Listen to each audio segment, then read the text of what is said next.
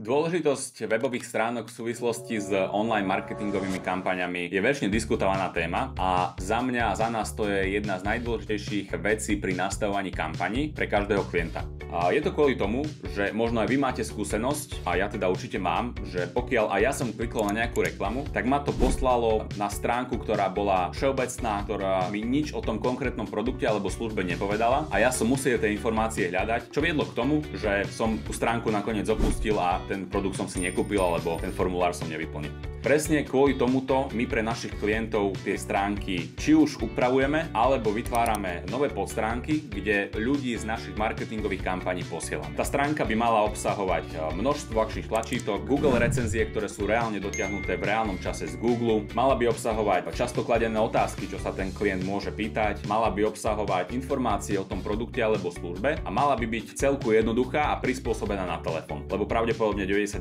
ľudí príde na túto stránku práve cez telefón. Vďaka týmto jednotlivým aspektom sme schopní pre našich klientov dosahovať veľmi dobré výsledky a vysokú konverziu jednotlivých dopytov. Skús sa možno aj ty zamyslieť, kde aktuálne posielaš tvojich ľudí z tvojich marketingových kampaní a aké máš z toho výsledky. Pokiaľ tie výsledky nie sú ideálne, tak skús túto stránku upraviť a daj mi vedieť, či ti to pomohlo. Pekný deň.